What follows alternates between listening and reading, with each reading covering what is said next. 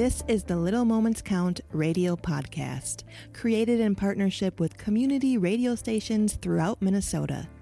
Each episode, you'll hear interviews with early childhood experts on how to support the important brain development that takes place in the first 1,000 days of life, just through little moments every day. Learn more at littlemomentscount.org/podcast. FM 89.9 KMOJ. And ladies and gentlemen, every other Tuesday we lock it in. It's Little Moments Count. Now, this episode of this afternoon is brought to you and presented by, in partnership with Little Moments Count. Little Moments Count is a statewide collaborative focusing on helping parents and caregivers learn about the importance of the brain development for the first 3 years of a young one's life. Nearly 80% of the brain growth happens in the first 1,000 days. And we're talking about little actions and interactions between, we're talking about talking, playing, reading, singing. You know, the list goes on when it comes to that pathway of creating a little dynamics of life with those senses that elevates within. Well, this early afternoon, I got Mary Terrace, and I like to say good afternoon, and hopefully I pronounced your name correctly. Yes, you did, Q Bear. It's Mary Terrace. No doubt, no doubt. Hello. How are you doing this early afternoon? I'm good. How are you? About 6'3" and chilling, no question about it. For the listening audience, can you just give us a little bit about yourself, and then even beyond that, being the founder of Strive Publishing and Strive Bookstore, then we'll elevate into that side. But give us just a little bit about yourself. Okay, well, I grew up in North Minneapolis, and I graduated from North High School. So go Polars. Yeah. Yeah.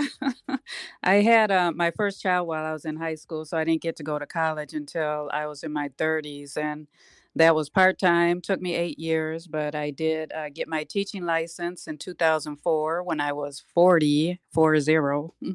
And just getting into teaching, I realized that there is really a lack of books that our children can see themselves in and would want to read. So after 15 years of teaching, I just really wanted to get more books by and about us into the hands of children. So when we're looking at books themselves and then talking about being the founder of Strive Publishing and the bookstore itself, Yes. what are some of the challenges in making that happen? Because, you know, when we're talking about business and doing things in that order, there's always those challenges of things that jump in front of you that sometimes some people say that you can't do, and then you got to do what you need to do in order to get it done.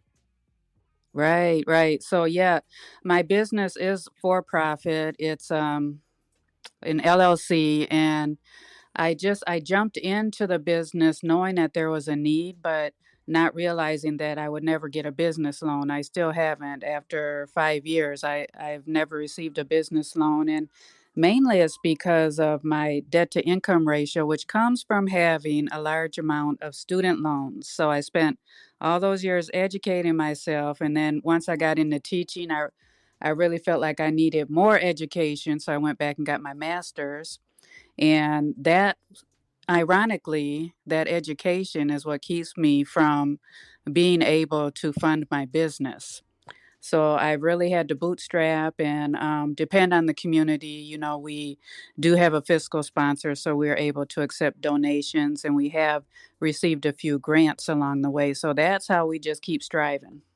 So now we're looking at books themselves, and we're talking about, you know, the school system within itself, and then being community oriented as you are. What is that thing when it comes to Black books and being in schools, and where do you say that it should be, or what would you like to see happen when it comes to that? I would like to see, first of all, the school districts to be open to other vendors, you know, their sources for getting books. You know, when you're in school, you always have the same book fair. I don't know if I can name it, but everybody knows who does the book fairs in the schools.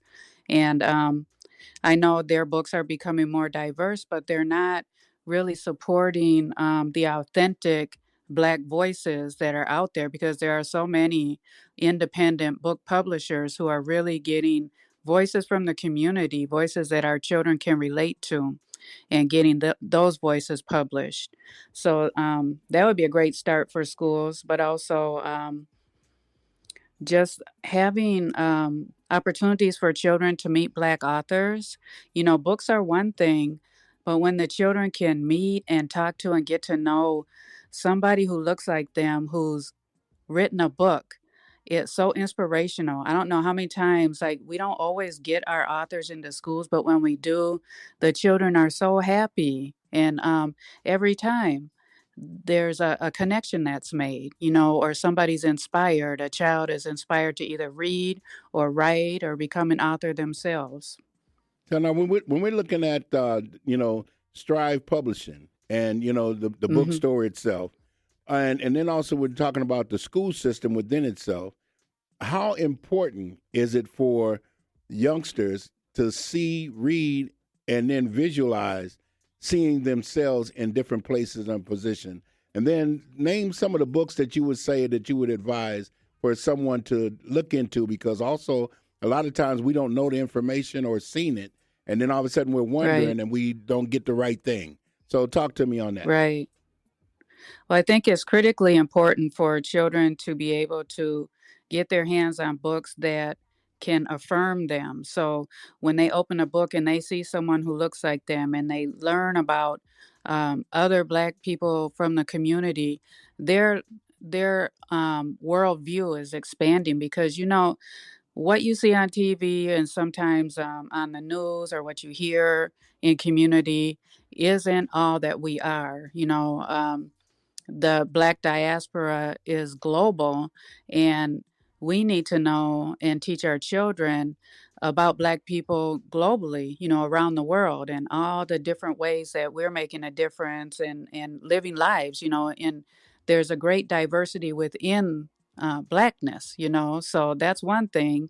And another thing is, for all the other children and even for our children, learning about different cultures is it opens the children's minds to be able to relate in the world, and move beyond the stereotypes that they might see on TV. So, our Black books are, of course, for our Black children, but they're also for all children, because all children need to know the beauty and the joy that's within our Black diversity.